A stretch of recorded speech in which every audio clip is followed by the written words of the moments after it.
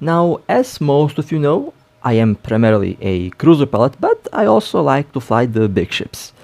And while speaking of big ships, it is time to take a look at the Supercapitals. This is the Wyvern.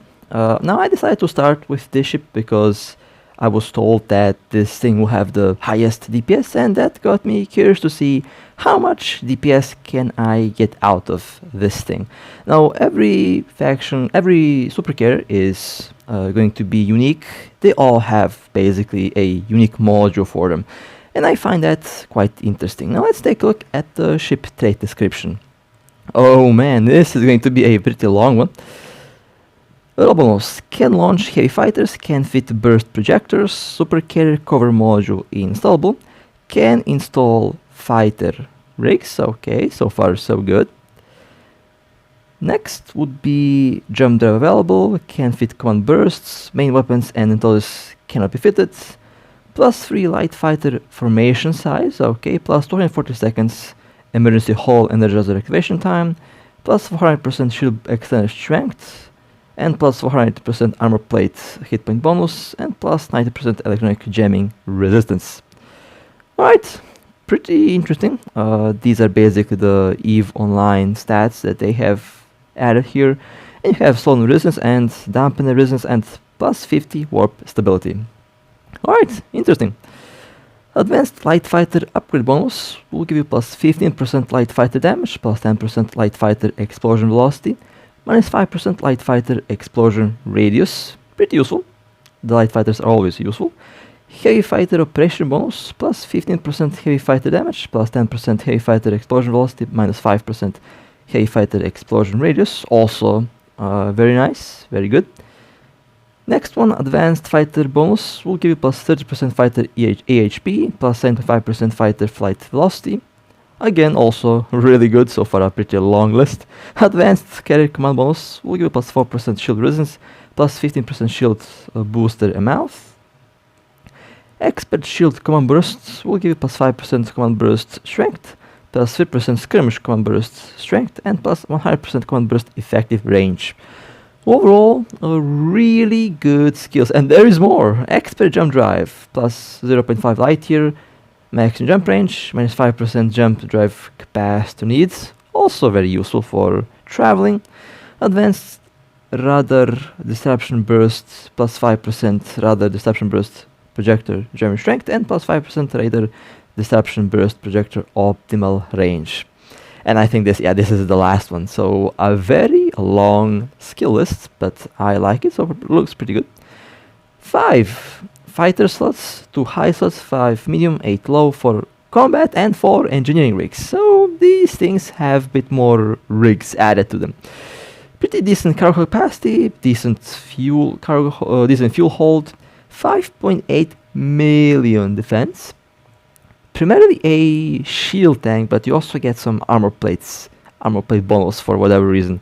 But I will still stick with the shield tank on the Wyvern, especially since the recharge is 3600 seconds on that shield volume, which means you can do a classic passive tank, a classic EVE Online passive tank on the Wyvern, and I'll be doing a lot of builds today for this ship. But the other stats, it can lock 10 targets. That's also one thing that is a bit different. It can lock 10 targets, but the rest of the stats are okay. The capacitor is fantastic on this ship. 44,688 DPS. What the hell is this monstrosity here? Now in the high slots you can add the new special module, and I'll do that a little bit later, but you can also add some remote repairs, which can be quite interesting. In the medium slots, 1 Scrambler dual webs, 1 Swarm carrier core module. Here you can take a look at what the module can do. It recovers shield, it recovers armor, it recovers hull during the activation time. It uses a lot of energy, a lot of fuel. It lasts 30 seconds, delay is 300 seconds, optimal is 50 km, accuracy of 100 km. You can also transfer damage 25% when activated, and capsuleer damage transfer is also 25%. It also uses a lot of energy and a lot of fuel. Overall, a very interesting module. And I have a target painter, but you can also add a scrambler. You can also add the skirmish command burst modules. You can add a lot of very interesting things to this monster, and I will use the command burst modules because they can add resistance, they can add extra warp speed. They are very useful. Now, these are the heavy fighters. They are excellent against big ships. They're excellent against capitals and battleships, but they will not be that good against subcapitals. And you should always carry a fleet of the lightweight fighters, just in case if there is, you know, some small ships running around, because with the big ones you are not going to be able to do much. Even if you are using the implant on a high level, the heavy fighters are just slow and they are not going to be able to catch anything that's small and fast. That is something to keep in mind. And as for the low slots, I have the classic dual boosters, a capacity battery, damage control, and the classic adaptive build. Now this is a full tank build, and since I got curious to see how much tank I can get out of this thing, and you also have this new module, the Energizer field, but you can't use this module at the same time with the ordinary damage control, and I'm sad. I'm sad. Just kidding. I'm actually glad that I can't fit both of them at the same time. Would kinda be broken. But for these ships, I recommend that you use the new one because it is a bit better than the normal damage control. It does give you some extra resistance on top of that 8.64 versus 15%. So yeah, it does give you better resistance, but at the same time, it is a single-use module, and I'll show you how that looks when I undock. So I'll just use that module for the Supercapital's 15%, and these are the 8.6. So yeah, better passive stats and a emergency panic button. If your armor and shield fail, you have emergency hold. It should give you some very nice stats. And well, in my classic fashion that I do for a long time now, you can add integrations to this thing. I integrated it for full tank. Now you have a lot of different options for tank, since you have 4 different slots. You can do a lot of different builds, but you can easily do full tank, you can easily do full DPS, and you can easily do a very solid balance between tank and DPS. Now 26 million hit points cold, and that's already pretty awesome. Now as for the implants, the bombard tactic still works for the Supercapitals, especially for carriers and supercarriers, but I expect them to change that. So if you have the bombard tactics, then you can definitely use this one for the Supercapitals. Works on fighters and works on lightweight ships, but at one point expect that to be changed. As for the general units, you can add extra shield boost, the performance extra tank for the extenders, or in my case I will be doing extra DPS later on, because I will be doing some PvP test, and I'll be doing the PvE test as well. For PvE, the remote reel import is very important. For PvP, the extra DPS is going to be very important. This thing can unload a lot of DPS. And well, let's unlock this beast and let's see the active stats of the Wyvern. Kinda excited to test out the Titans. That's going to be hilarious. I'll do Titan versus Titan. It will be glorious. I'll do something epic. Supercapitals allow for epic battles and for some epic moments, so I'll be definitely doing that. Now, my problem here is, oh my god, the module layout. We need more slots. Supercapitals really need more slots. Look at this mess. This is a mess, and my OCD is through the roof right now. So I'll try to adjust this in a normal manner. Oh my god. Yeah, this is going to be... The one problem that I can see with these ships is the module layout. Like, players will have to get used to using 2 pages on these things, or the developers will have to expand the module. There's just so many modules to have. But I did something. Okay, there we go. That looks acceptable, I guess. Alright, well, let's take a look at the active stats. 64 million hit points. Jesus. 90, 94, 91 and 95% resistance. Pretty damn tanky, I would say. 5.6 million hit points in the shield. That's just shield. Well, they are Supercapitals, so that's to be expected. They're big chunks. 77 million when the command burst is active. 91, 94, 95, 92 and 95%. Ridiculously tanky. You also have a decent passive tank on top of this, so yeah, you don't really have to use the boosters all the time. You use the boosters when necessary. I can kind of see what they have planned to do with these ships, and I see why it has the stats that it has. Alright, and let me show you how this thing works. So it gives you a tip. So if you activate it, that you know that you are going to lose it.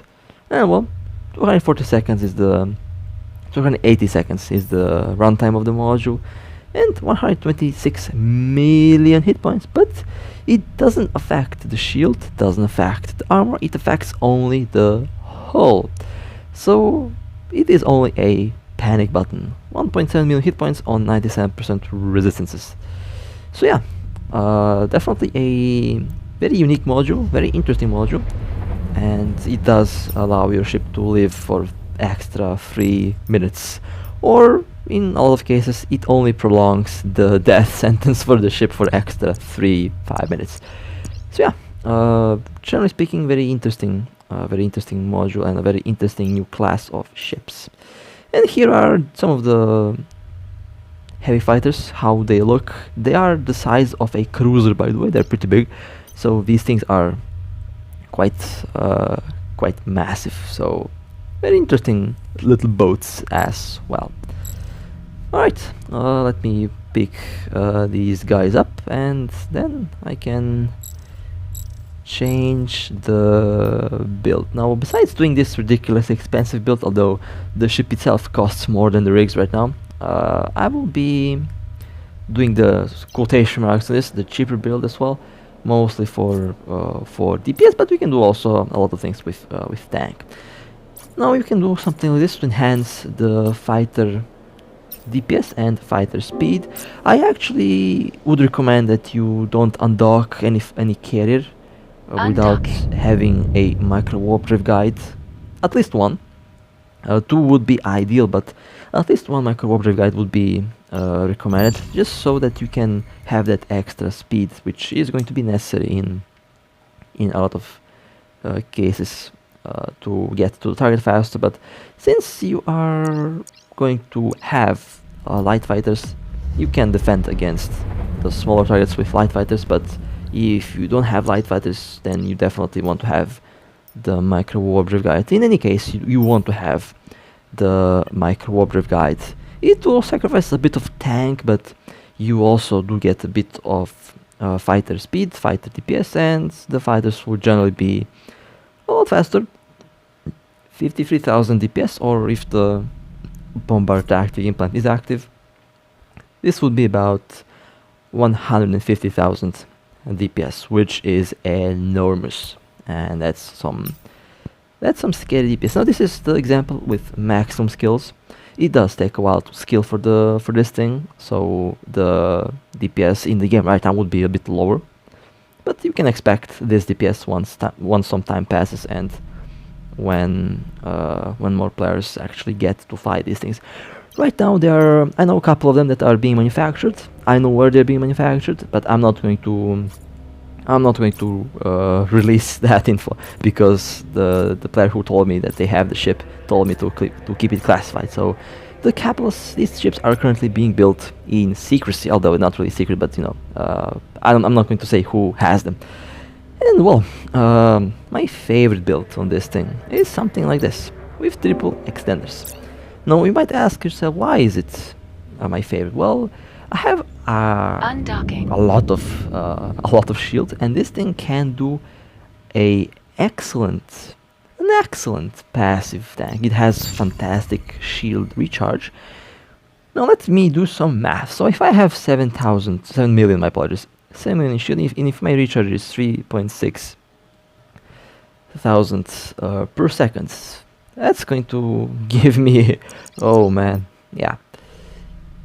Actually, when you think about it, I think the meta build for these ships might actually be a passive shield tank, at least for the Wyvern, it will be a passive shield tank.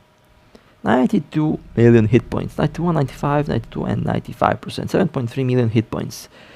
So it does recover a lot of hit points, and I'll show you that in some other video, I believe. Depending on how long this video will be. I plan to do Supercapital versus Supercapital, so I'm probably already working on that while you're watching the video. So yeah, stay tuned for more. 3.6 thousand shield recharge.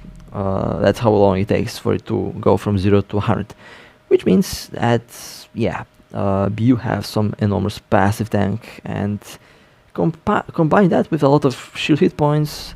Passive tanking is definitely going to be the way to go on these things, because only you need like one capital loggy, and this thing is going to be really hard to break. They're already ridiculously hard to break, and a build like this is definitely going to be very lethal and very deadly. And you also have the command burst module that also enhances the tank even more. So yeah, you have a very tanky little boat here. You can technically add the normal damage control, and it will affect the shield once it's activated, which is also a very good idea. So you can technically use both. But if you were a bit worried, if you're worried about losing the ship, then definitely go ahead the capital damage control. But you can use the normal one as well. Will give you some very nice stats on the shield once it's activated. The Raider Disruption Burst. Now this is the special module for the Wyvern, and here you can take a look at the stats. Now this module eats a lot of fuel, but it does affect missile performance of your targets a lot, and it's a fleet built module designed to be used in a huge engagement, in a huge battle. So definitely going to be very interesting to see how these things will affect combat. But you can use them, it has a bonus on them, so it's a very nice thing to have on this boat. And speaking of command bursts, there's a lot of modules on the ship that use fuel. There's a lot of command bursts, and that does remind me a lot on EVE Online. The Supercapitals there work in a very similar way, although the Supercapitals there are also a bit different, but the Supercapitals in this game are very close to them, and I liked. And there is this build as well with the micro warp drift guide and with that extra damage. It still should have some crazy tank. These things are so tanky, and I firmly believe that they will be enhancing the passive shield regeneration on a lot of other ships, including frigates, destroyers, and ships like that, which will allow us to do even more interesting builds, and will add a lot of other very interesting things to the game. Alright, well, let's see how much performance I can get out of this thing. Again, so many modules. It's a chaos, I know, my apologies for that, but that's just how it goes. Have to get used to that if you want to fly these things. Now, am I interested in flying the Supercapitals? Well, I don't have where to park it, that's the problem. But they definitely look very interesting on paper. 71 million and 7.3 million in shield. Pretty good, yeah, pretty good. Still ridiculously tanky. And 53,000 hit points when I activate the module. Okay, pretty good. They're slow. They're slow, by the way. So using a micro warp drift for an afterburner is definitely not something that I would do. They're already bricks. They're already too slow. So why even use a micro warp drift for an afterburner? Alright, now speaking of the rigs, let me remove those integrations. So I will do a DPS build now, and this is where things get absolutely mental, as I like to say, because these things can have some nasty DPS. Now you can do the same combination as you do with carriers, basically add burst, Arato rigs, but I would actually recommend 3 burst and 1 for damage, 1 for alpha damage. That would be the balanced way, but you can also do quad burst and it will also get the job done. Works really well if you combine this with the with the damage mods, and also works really well with the general unit that I have equipped. So I will quickly do a build like this, where you have one adaptive, dual damage mods, one micro warp guide, but you can also do multiple micro warp guides just to enhance the speed of the fighters. I mean, you have like 8 low slots, so you can do anything you like, honestly. You have a lot of options to go with on this Supercapital monster. Now you might be asking, how long is the ship? Well, I'll show you how long it is. Well, don't take that out of context, please. I'll show you how long the Wyvern. Yeah, I know it sounds weird, sounds lewd, but trust me, it's not. I'm talking about the ship. I'm not talking about anything else. Will be compared with a Dreadnought later on. 88. What the? 88,000 DPS. Jesus Christ, that's a lot of DPS, and this is without the bombs. With the bombs, that's going to be 260,000 hit points. We are breaking some records here. Now you can do a build like this. Same rigs, quad damage mods, 63,000 DPS cold. Let's undock. Now with this build, if you're going to PvP and if your targets are Dreadnoughts, you're going to be eating Dreadnoughts for breakfast. That's going to be fun. That's going to be very fun. So let me stop this thing. It doesn't have any special mode, by the way, which is interesting. No sensor mode. Just it performs like it acts like a normal ship. So what is the DPS? That's the magic question right now. And time to find out, I guess. Mods are active. 101,000 hit. 101,000 DPS. With the drum bombs active, this is about 320,000 hit points. This thing is a absolute beast. I have no words. I mean, a monster, a beast is an understatement. What is like a higher category? I don't know. We have to invent a new category here. 101,000 hit points or 320,000 hit points with the drum bombs, and still has 6.4 million in shield, 62, 75, 77, and 81% resistance on the shield. Yeah, we are looking at a very, very nasty build, and they were not joking when they said that this thing will have the highest DPS output. They were not joking at all. Alright, well, speaking of high DPS, and speaking of the Wyvern, well, let's go and have some fun with this thing, shall we?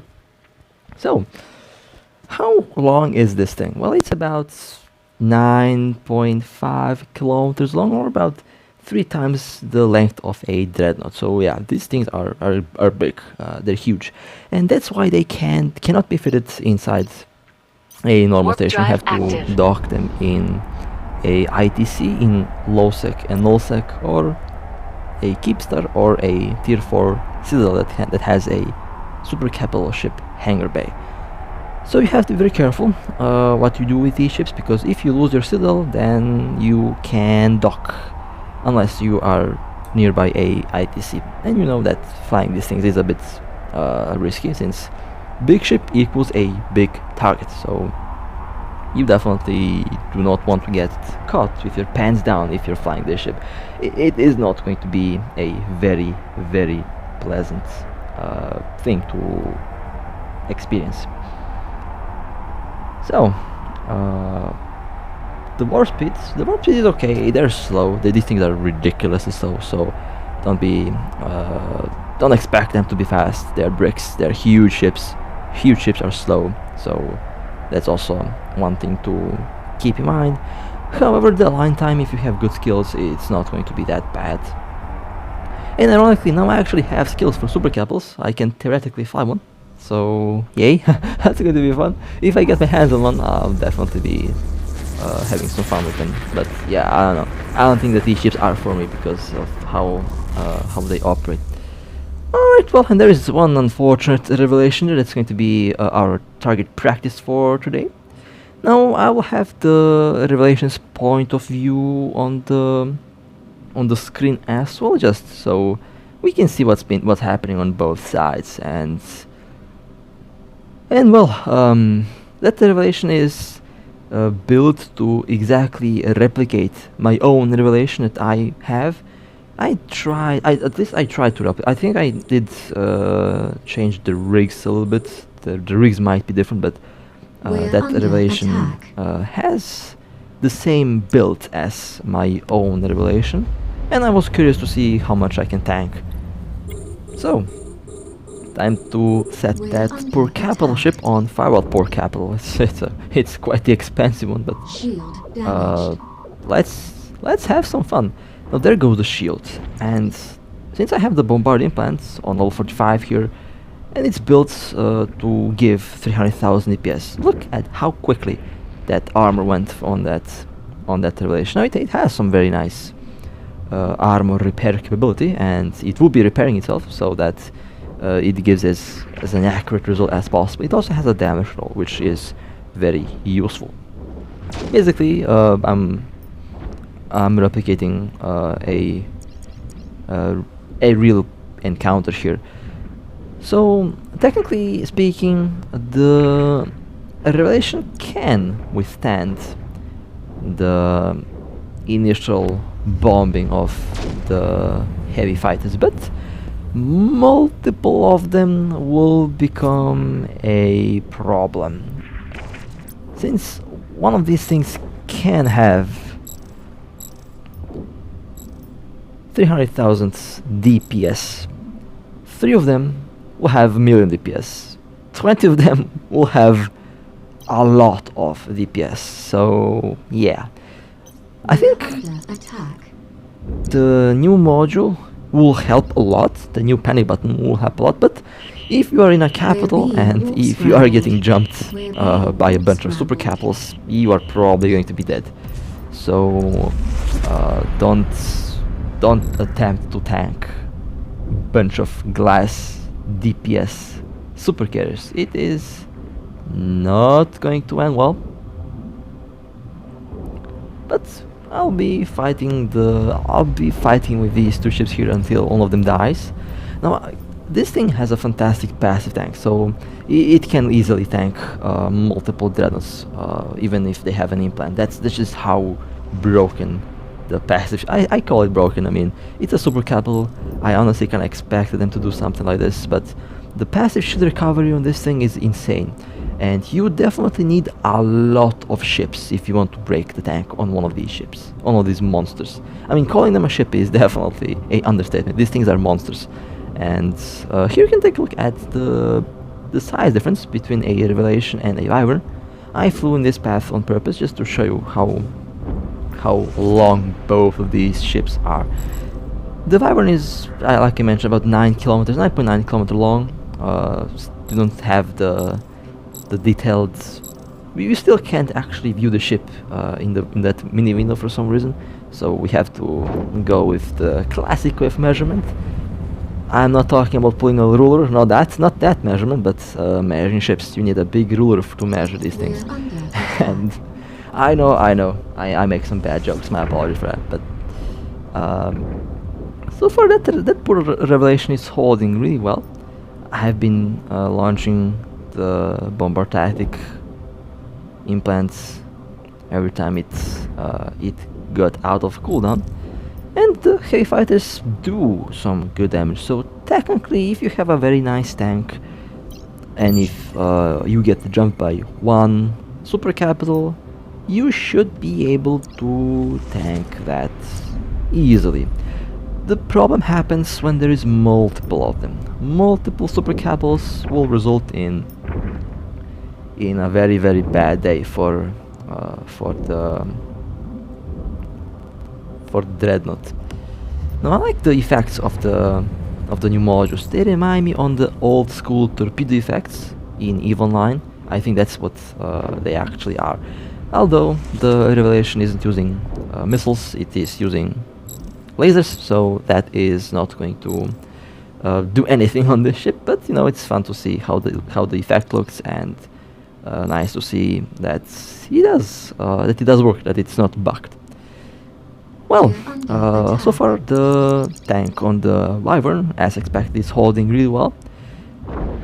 The tank on the Revelation is also doing really well, but the capacitor will at one point give out on the Revelation. Now, I think a lot of you guys will probably start to ask me, well, can I combine active tank and passive shield regeneration? And yes, you can. You can do that easily. And now I'm thinking about a build that might combine a passive and active tank. It can be done. It can definitely be done. And I can see that being really evil, especially if you can easily take advantage of that massive capacitor. And if you slap some capacitor batteries, then you can easily laugh at a lot of ships. Now, I think it will take a while until we actually see something like that being put to use, because I can't simulate 100 Dreadnoughts. I wish I could pilot 100 Dreadnoughts just to test that out, but I can't, unfortunately. But technically, you can rely on the passive recharge until the DPS overwhelms your passive recharge, and then you can activate the boosters, boost until 50% shield, and then basically let the capacitor recharge itself. And then once low shield again, you boost shields with the boosters, and basically you can technically maintain the shield that way. Although there's also the question: how much DPS do you really have? Do you need to have to break the passive recharge, which I think is a lot. So these ships are definitely going to be very, very, very difficult to destroy, and will be very exciting when one of these ships goes eventually down. I mean, you know, you can make like whatever tank you like. Eventually, given enough DPS, it will go down. It will take a while. It might take several hours, perhaps even a day, but eventually one of these ships will be destroyed, and that will be a very, I would say, special moment for the game. Will be the first Supercapital destroy. I mean, I can just hit one at a gate gun, and I actually will do that in another video. I will try to see how much they can tank against a gate gun. It will be hilarious if it lasts a full minute, but we will see what will happen with that. Well then, back to our little PvP encounter here. The Revelation is still holding. Now, fun fact, you can't ram the Revelation with this thing, even though it is a lot longer, because it is still a carrier, and the Revelation has that mass bonus in siege mode, so it will be a bit difficult to ram one, but it's very interesting to see the size comparison between these two ships. Honestly, they are majestic boats when you look at aesthetically and graphically speaking. They are beautiful. They did a fantastic job with the graphics on these things. They're honestly very, very good looking ships. And yes, you thought that was a Revelation explosion. Well, it's not yet. I am reloading the bombs, and then I'll be launching them back. The Revelation, as you can see with that build that I have, does last against a Supercapital, but you will definitely not be killing one in a Dreadnought, at least not in a conventional way. You will have to catch the Supercapital while they're sleeping. And since there are still no Supercapitals in the game, they're being built, as I mentioned. I'm not going to say who's building them. I know some of my friends who are, and I'm not going to disclose who they are, just so that they, you know, don't get camped. I will feel definitely bad if they lose their capital because of me telling their location. But perhaps they do give me to fly one. I don't know. We will see what will happen with that. I have to be, if I do get to fly one, I'm definitely going to be paranoid as hell with that thing. Alright, well, Revelation is now at about 60% armor. And you'll be surprised, but my passive shield regeneration is already surpassing the Revelation's DPS. They are not doing any damage. Well, they are doing damage, but they are not penetrating the tank so far. Although, if I had the focus cursor, no, it will still be, yeah, it will still not be enough. So, the Revelation is still holding really, really well. I think the Eon might be the tankiest because of the extra armor resistance. Actually, no, the Wyvern and the Eon are probably the tankiest. The Mimitar one is excellent for electronic warfare, while the Gallant one is good for DPS. Actually, I don't know. I'll just have to fly all of them, and as you can see, I'm already doing that. Now I'm trying to keep that Revelation alive for as long as possible. As you can see, I'm trying to conserve capacitor, trying to use that capacitor battery when necessary. And you might be wondering, well, if I had multiple capacitor batteries, would I be able to repair more? Well, not exactly, because the DPS on this thing is so massive, it is so crazy, that you can't use the quad battery build and the classic Dreadnought build and survive the original alpha damage. You really have to have that resistance in order to withstand the DPS. Now you can have a fantastic capacitor, you can do that easily, but it is going to give a lot of problems when there is a lot of incoming alpha damage. You can't out-trap very high alpha damage. That is the problem with that, with the capacitor build, with the capacitor battery built on the Dreadnoughts.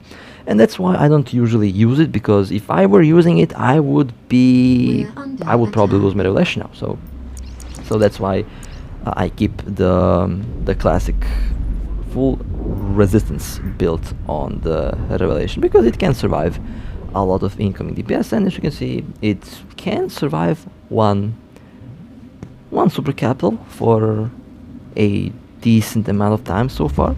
However, it will be interesting to see how it will do against some of the other Supercapitals, other Dreadnoughts. We're under attack. I'm very curious to find out which one of the Supercarriers do you guys want to fly. I mean, you have 4 of them. In the future, we'll also get the faction ones, although not really sure when. But you can expect the faction Supercarriers. You can also expect the faction Titans at one point. So you can expect all of these ships, and I'm curious to know which one of these ships would you be interested in flying. Well then, looks like, yeah, there goes the Revelation. Lost the capacitor and lost the capacitor battery. The damage control was also used up. Honestly, I have to say that Revelation held a very long time. Lasted longer than I expected. And as we all know, big ships make big, pretty explosions, and yeah, there we go. So, that was the Wyvern's performance against a crazy tank Dreadnought. The Dreadnought can tank for a while, but once the capacitor is out, well, then the ship goes down as well. Let me show you the build. This is almost the exact same build. On my Revelation, I use C-type lasers, but yeah, this is about the build that I usually run on the Revelation, and it lasted for quite a while. 7.2 million incoming damage, not bad. It actually lasted a fair amount of time. I'm actually quite happy with the result. So far, that was a very good test result. Now, let's do some PvE. Now, for PvE, do not use the heavy fighters, because they will not be able to track the smaller targets that you will encounter in PvE. And of course, for safety and for the ship's protection, you need to have light fighters to defend against tackle ships, to defend against cruisers, battleships, and things like that. With the light fighters, you can easily repel those smaller tackle ships, and you can also kill some big ones, as I'll show you in this video here. But honestly, so far it did seem to deliver a good performance with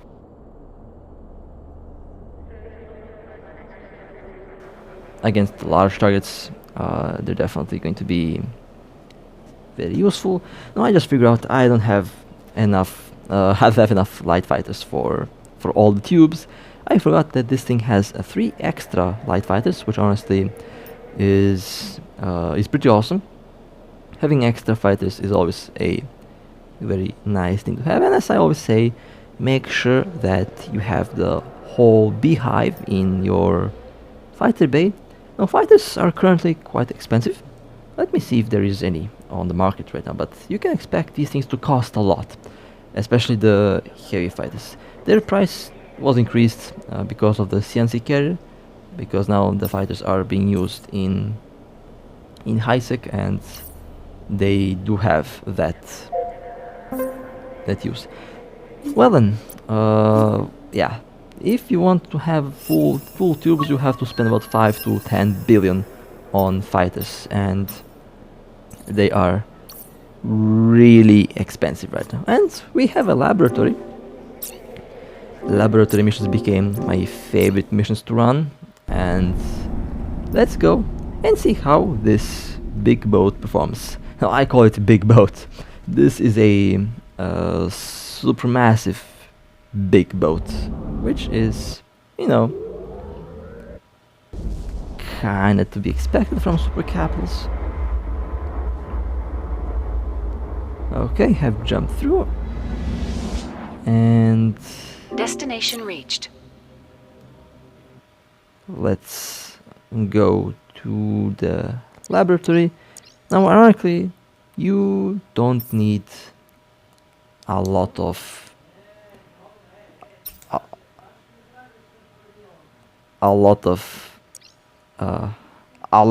tank. Well, depending on what you're doing, actually. But for something like this, if you like to use carriers for ratting, you can definitely do that with this thing. You don't have any sensor mode or anything like that, so you can easily warp when necessary. And you also do have a lot of stabs. I think the Evil Line carriers, super carriers, also have a lot of stabs. I haven't really checked a lot, but last time I remember there was a talk that you can't keep them pointed. They have changed that at one point, so I think they have just added those stats to the super carriers over here. So that's one fun little thing to note. Alright, well, let's see how. I know this is a long warp, they are slow ships. I would say that they are slower than the other capsules, but you know, it is to be expected since these ships are, after all, super capsules, and the Titans will be even slower, and they are going to be even larger. The Titans will be very, very big boats. It will be hilarious when you actually compare.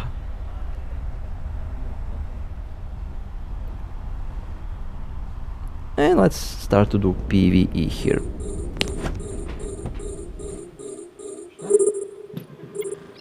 We're under attack.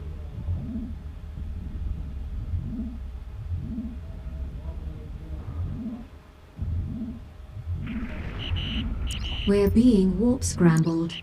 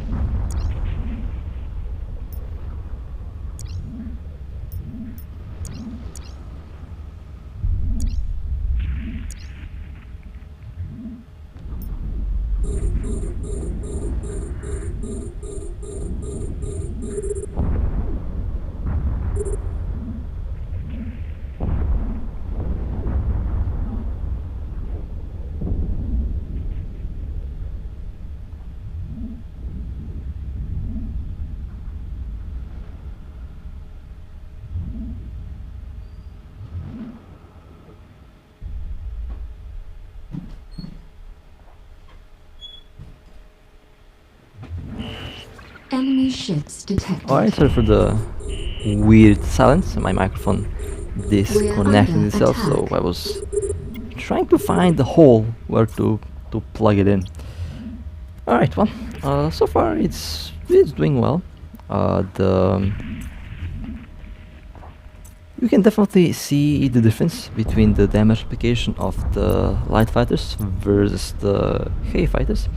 Now, they are technically using missiles. The fighters are technically calculated as being missile damage, so they have explosion velocity, explosion radius, and all that,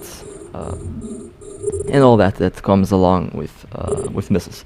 So the light fighters have very nice, application. The heavy fighters don't have a very nice application against the small targets. You could see those stats.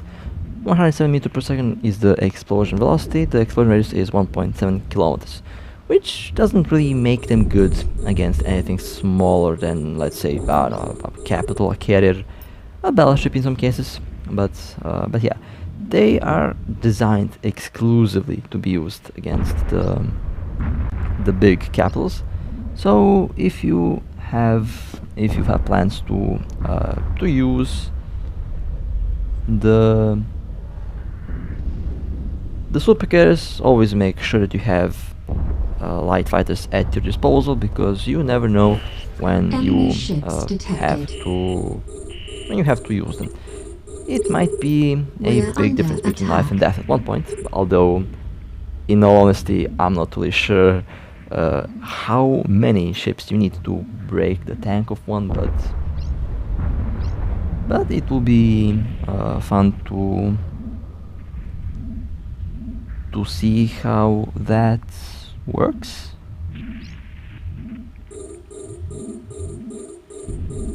But honestly, so far the PvE performance on this thing is pretty good, as expected. After all, it is a carrier, and carriers are currently I would say, one of the better choices for PvE. However, a battleship in high sec is still the better option. You don't have to use the Sea Carrier, because an Apocalypse Striker still has better sustained DPS, and overall it is faster. But if you have carrier skills, then I guess they might be a good choice. However, one important thing that I think I forgot to mention: Supercapitals are not really ships meant to be used solo.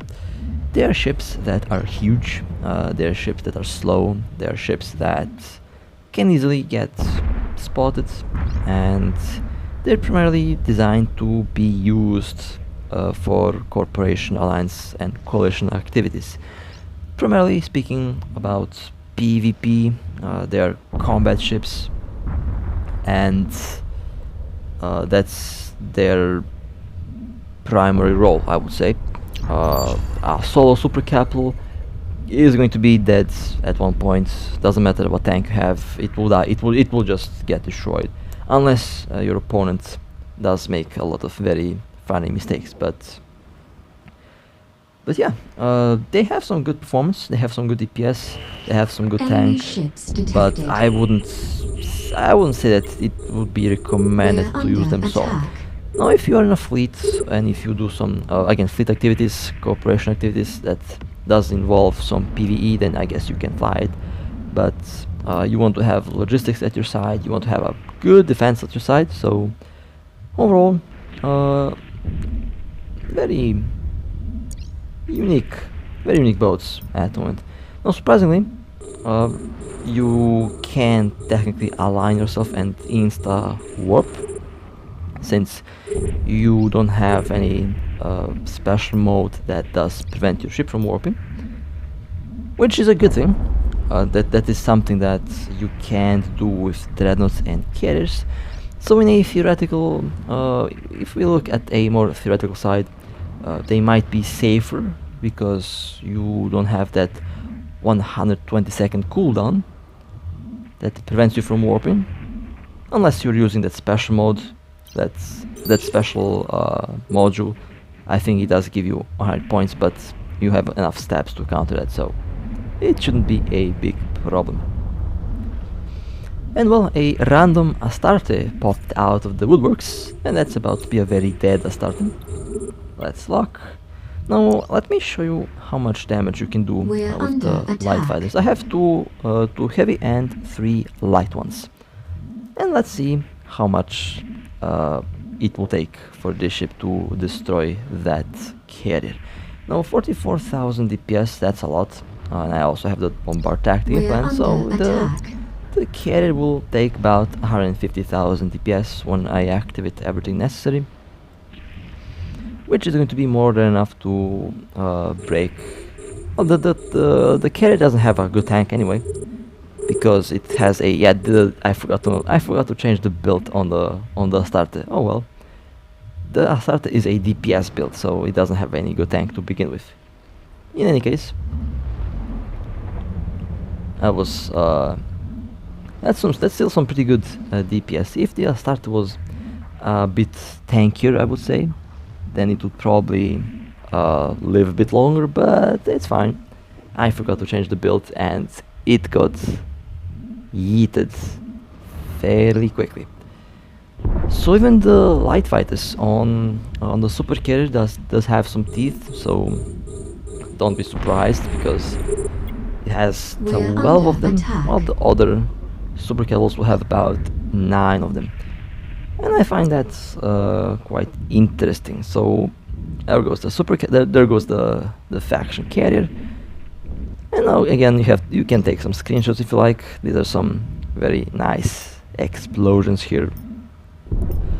So I probably can't loot that, but doesn't matter. I'll just leave it here in space. So my thoughts about the Wyvern. Well, as I mentioned before, it has I think the best DPS, but we'll have to test that out when I compare the DPS with the Nyx. The Nyx is going to be, I think, players' favorite. I know the Nyx is players' favorite in EVE Online. It also might be players' favorite in this game. I don't know, we will find out. But the Nyx and the Wyvern might have the highest DPS output. Now in terms of tank, this is where things get interesting because the Eon and the Wyvern both have extra resistance on their respective preferred tank. The Wyvern has a bonus on shield, the Eon has a bonus on armor. You can add the thermal circulation implant on the Eon, and for rig slots might get 95% resistance on that thing actually, or more. So that's going to Enemy be ships detected. very interesting, very fun to find out. However, We're the under attack. Wyvern can have about the same stats, a bit lower, but it has that passive shield recharge and passive shield regeneration. I mean, all of them have that, but combine that with very good shield resistance, and you get a very tanky shield tank ship.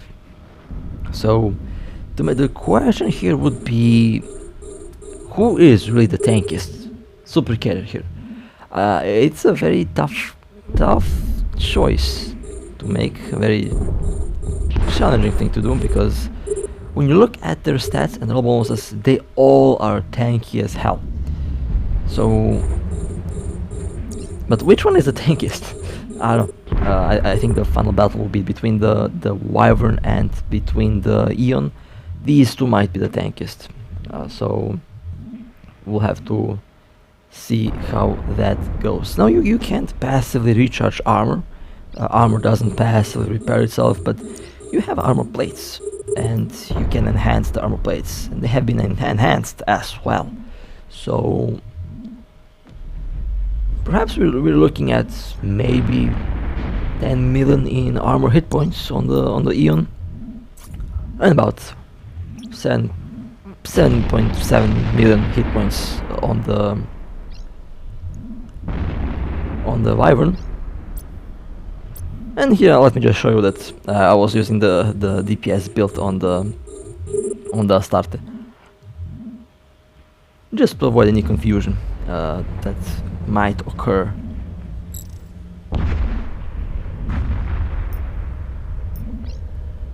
well, let's just kill the last wave of ships here, and then it will be time to dock. And today I have to record all 4 of them. It's going to be a very busy day for me, and you can expect all 4 of the Supercarrier videos to be out in the next like 2 or 3 days.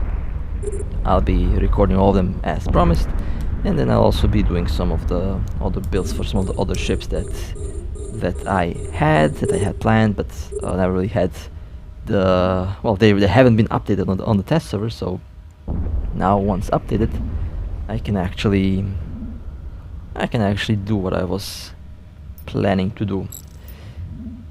7 ships left. It can knock 10 targets. That's helping out a lot in combat, although you have to be careful not to get too much carried away. I know it can get very messy with all of these different modules, with all of these different slots, with everything going on. They definitely need to give more slots to these ships, because what we currently have is not enough. We have like 2 pages and they're all full with modules. If they add like 2, 3, actually there's room for 3 per row. They can actually fit everything on one page. That's one thing that I don't like about these things, that they have so many modules and that you can't fit everything on one page. But I think they will be changing that, and at one point it will be available and definitely possible. So this was the Wyvern. Honestly, a very interesting ship, a very deadly and lethal ship. Overall, besides being deadly and lethal, it's also ridiculously tanky, and it's definitely fun to fly one. I'm kind of impressed by how close they are to the EVO 9 version of the ship, and I kind of like that. Wish more ships were like the EVO 9 versions of them. And I think since the developers are definitely watching the videos, they know what I'm talking about here, and they'll probably be enhancing the stats, and you can also expect some of the new special edition ships to make to the game very soon. So with that being said, hope you guys enjoyed. If you want more, feel free to like and subscribe. It does help out a lot. And with that being said, stay safe, play safe, and as always, I'll see you next time.